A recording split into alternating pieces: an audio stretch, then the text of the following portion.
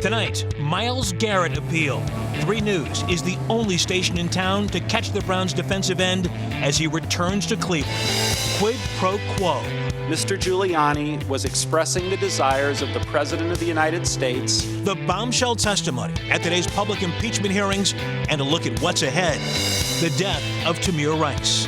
And I do credit a lot of those activists and the work that they did with forcing us to have a conversation that a lot of us didn't really want to. 5 years later, the national impact of a Cleveland police officer shooting and killing a 12-year-old boy. And we'll look at Tamir's legacy and hearts for the holidays. That's when I found out that I had congestive heart failure. A young mother's fight to survive so she can raise her 2 young sons. From the WKYC studios, this is What's Next.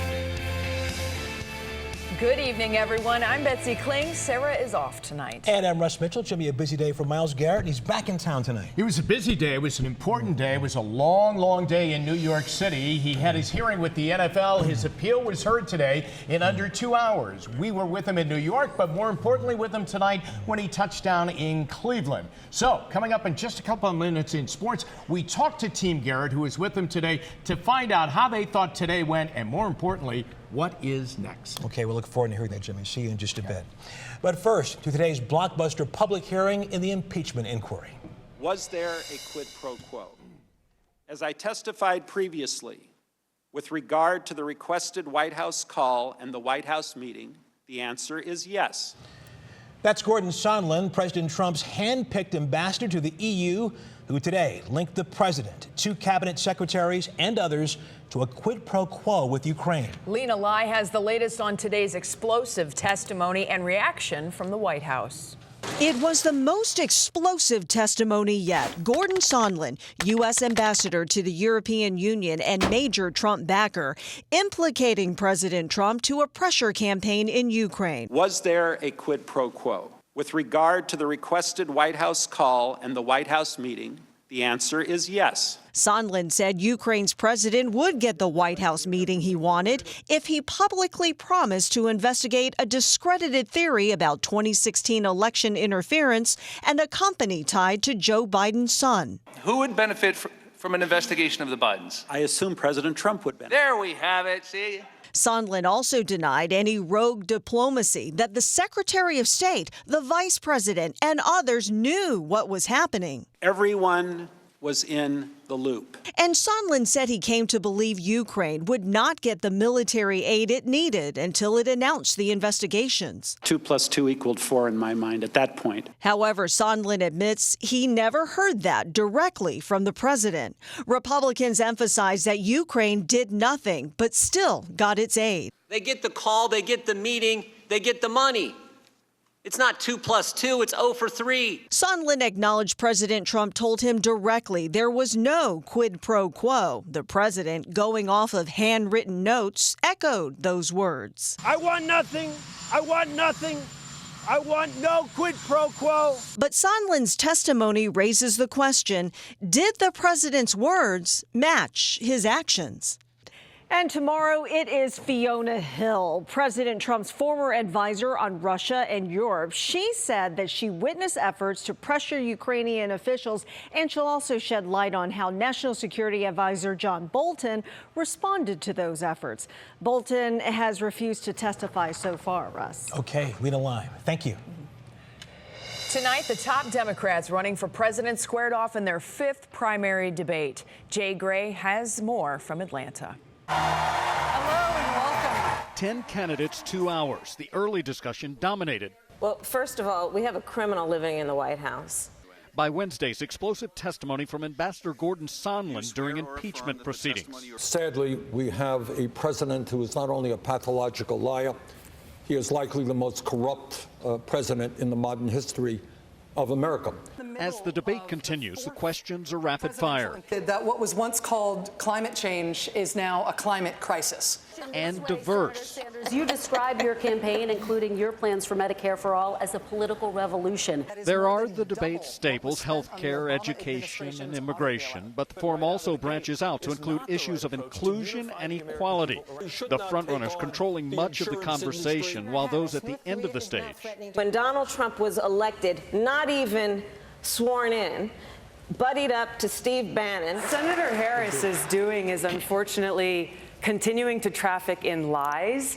Are looking to make an impact with less than 11 weeks now before the first in the nation Iowa caucus. Jay Gray, NBC News, Atlanta.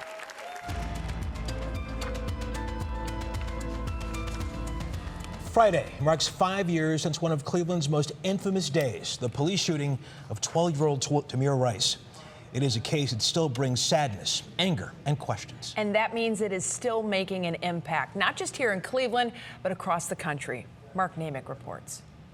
Don't shoot! The Tamir Rice case was really something that mobilized people nationally, right? If we remember when Tamir Rice was killed, it was still really early on in the arc of what became kind of the Black Lives Matter protest movement and all of the names we now have. We only had a few of those names at the time. Just 12 years old, Tamir was shot and killed in 2014 by police responding to a call about a guy with a gun at a West Side park near a gazebo. Shots fired.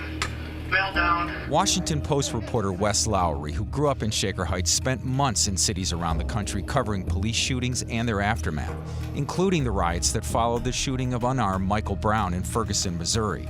Lowry's later reporting on how race plays into the use of deadly force by police earned a Pulitzer Prize. And so it's been fascinating as I talk to friends and family members and people still here in the city.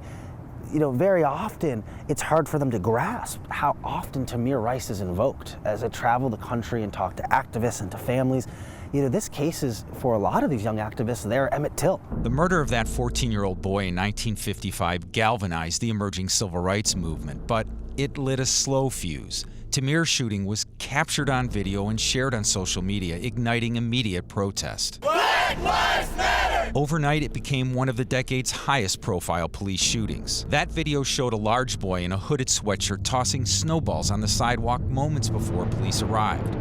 It showed that Tamir didn't have time to explain that the weapon in his waistband looked real, but was a pellet gun. Timothy Lohman, a rookie cop, jumped out of the passenger door of a police cruiser just feet from Tamir. 2 seconds later, Lohman fired. The video even showed the moments Tamir lay in the snow, bleeding as Lohman and his partner watched, unsure what to do. It's been 5 years.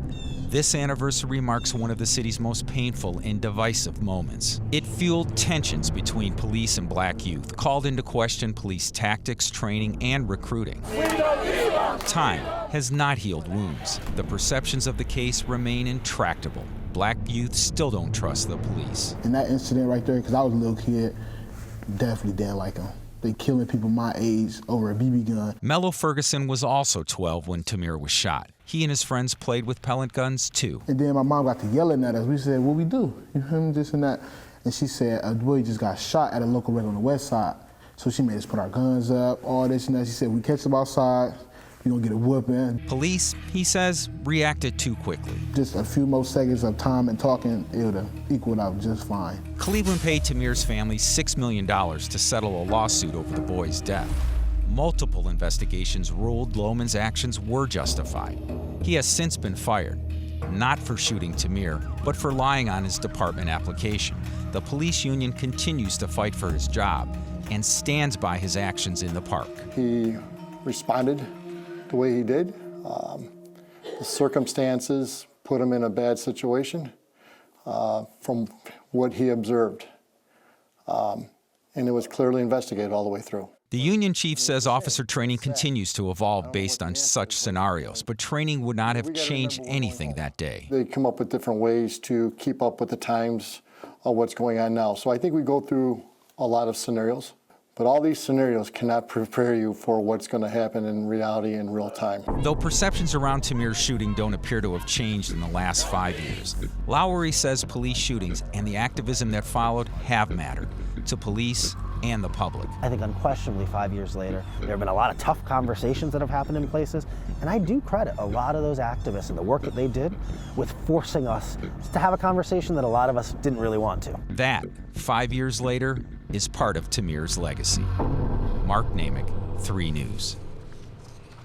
Coming up tonight, with Thanksgiving almost here, one woman is giving thanks for something that cannot be bought in a store. I'm so excited to introduce you to a young mother who is getting a gift straight from the heart this holiday season.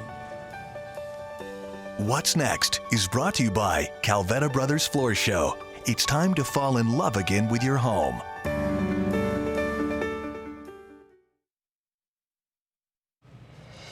By medical accounts, Brittany Bagwell should not be here, but for the first time in 10 years, she's going to be spending the holidays with her family at home and not in the hospital. She'll be celebrating life's greatest gifts, her beautiful sons, a team of incredible doctors, and a brand new heart. Always been a fighter, always. My kids come first, priority. Nothing comes between 33-year-old Brittany Bagwell and her boys. In 2006, I had my oldest son, Terrell.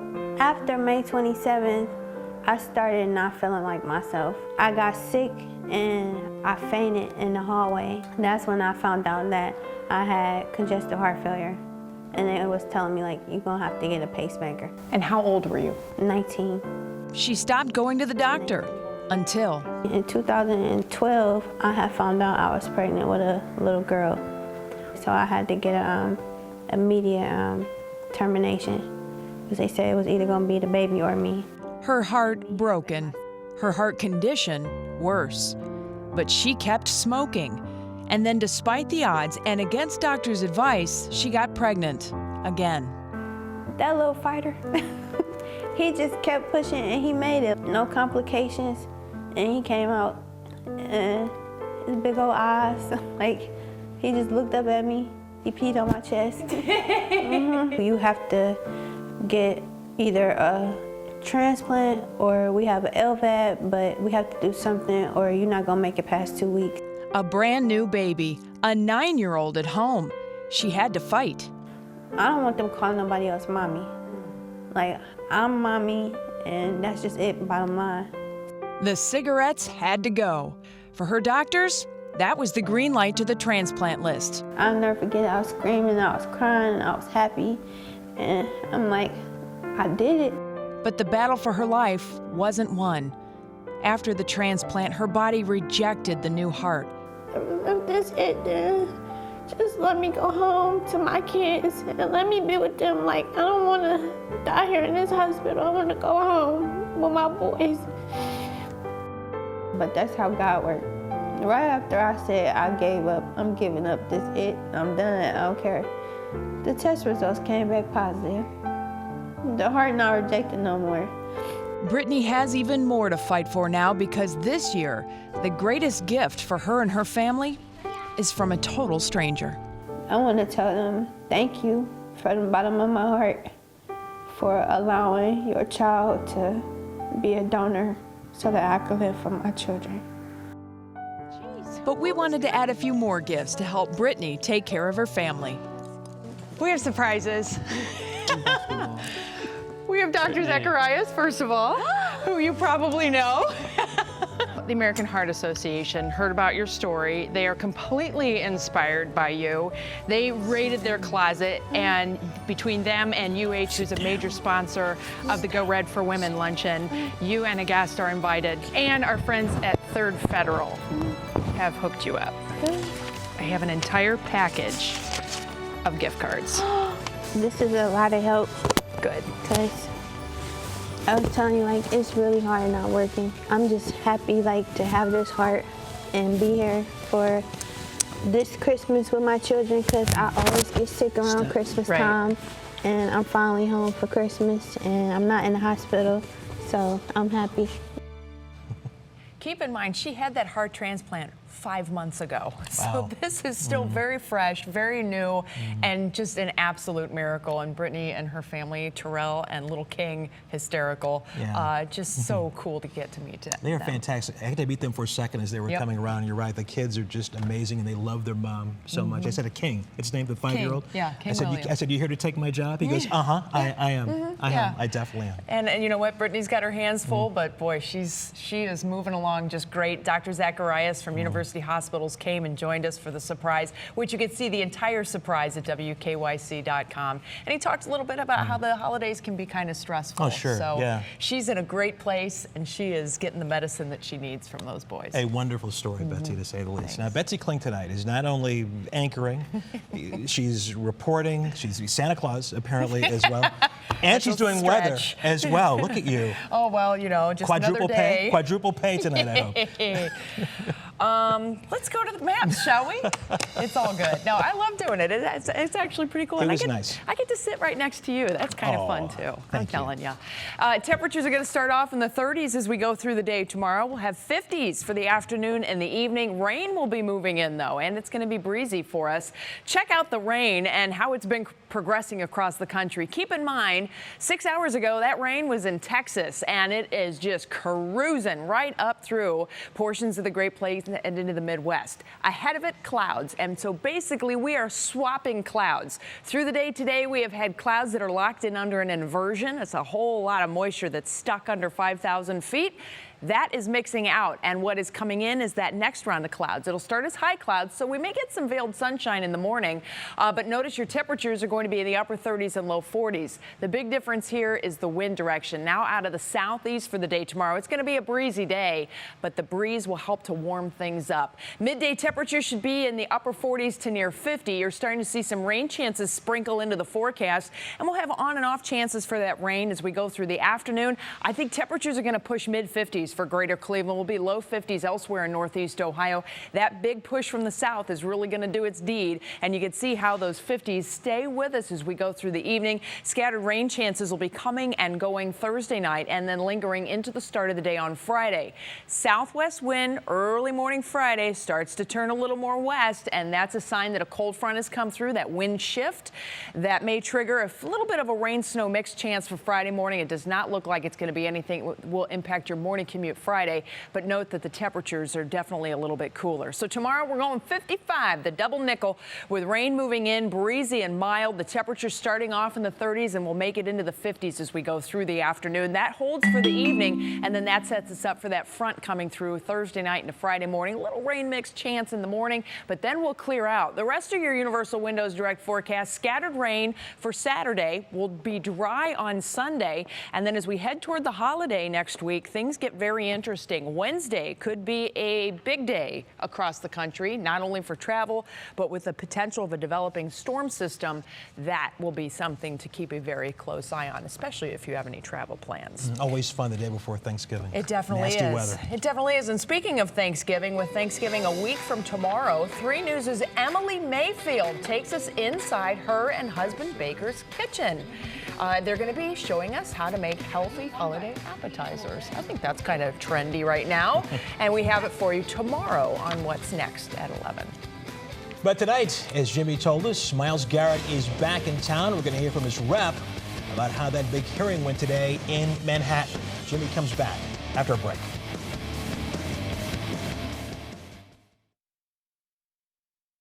This sports report is brought to you by the people-pleasing people at Sarah Auto Park in Akron. Hi again, everybody, and now for Myles Garrett and all of us who follow the Browns. We sit and we wait. He had his day in front of the NFL. His appeal hearing was held today in New York City in Midtown Manhattan. Under 2 hours was the duration of the meeting, and then after that, he came back to Cleveland. We were at the airport when he arrived with one of his representatives tonight, and now he is waiting to hear how it went. We talked to one of his representatives, and they took us inside the room. How did they think it went, and what is next? We had a very productive conversation with the league today, and we're hoping to hear back by the end of the week, early next week, and we're looking forward to getting Myles back on the field as soon as possible. It was a pretty collaborative process. It was a good conversation. I don't think we have a best case scenario just yet, but we are optimistic that we will reach one. All right, so they felt they made their case, but the reality is the Browns are planning to go without him for an extended period of time, and that begins on Sunday. How do they get a pass rush without Myles Garrett, needing wins every game remaining on the schedule? You're never going to replace a Myles Garrett with one individual. That's what makes him so special. But do we feel like we've got guys here that can do the job? Yes, we do, and I think those guys feel confident in that too. Now, here's what makes you feel a little bit nervous about the Garrett situation. Larry Ogunjobi, also suspended for his part in the brawl against the Steelers. He lost his appeal, so he is suspended for the game, the one-game suspension to him, and it will take place on Sunday. To Pittsburgh we go. Quarterback Mason Rudolph, not suspended. He'll face a fine. He never apologized for his part in the brawl until today.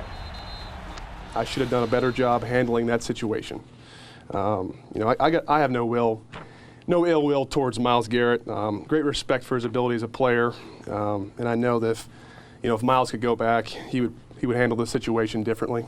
All right, now let's go to basketball. The Cavs in Miami taking on the Heat, and it's a rough night. Okay, they went in, losers of 4 in a row. There's Eric Spoelstra, coach of the Miami Heat, second quarter. Kevin Love, who didn't play the other night in New York because of a sore back, he looked pretty loose tonight. He had 25 points, but they fell way behind early, and it extended. 30 seconds to go in the half. Duncan Robinson hit a 35-foot three. The Heat were up 27 at the half, and they won by 24. The Cavs have lost 5 in a row. They're in Dallas Friday. High school football playoffs. We've been previewing these regional championship games. We have another rematch coming up this weekend on Friday night. Avon takes on Avon Lake. When they played earlier, Avon beat the Shoreham of Avon Lake 13-12. Time for a little payback. It's going to be fun. It's going to be a packed house.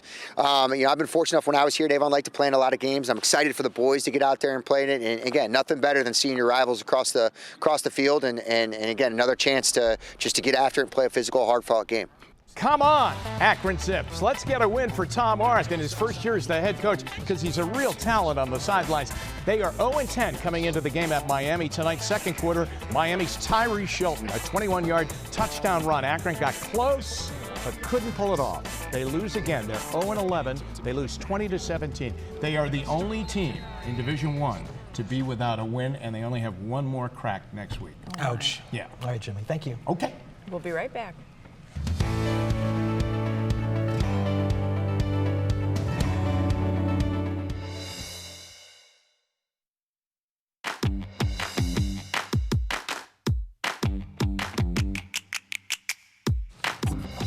Here are 3 things to watch for tomorrow. U.S. Attorney General William Barr will be in town.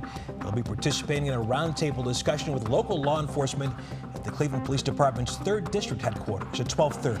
The Urban Barber Association is hosting a Block Watch meeting after a 16-year-old was killed near Urban Cuts Barbershop in Old Brooklyn. During the meeting from 7 to 8 at the barbershop, the community is invited to discuss neighborhood safety. And 2 members of the U.S. Navy Blue Angels will land in town tomorrow. They're meeting with local leaders ahead of the 2020 Cleveland National Air Show. That'll happen about 10:30 at Burke Lakefront Airport. We say ahead, we're talking, 10 months ahead. Right? Labor Lots Day of planning. I love those guys. Aren't they amazing? It's great. I love when they come out and they walk to the plane. Oh, that's a show in itself. It is. Top Gun. It's going to be a nice day that day, Labor Day. We're working on that, yeah. All right. We're collaborating with the sports team on some prognostications. Thank you, put Iceman. out there, yes.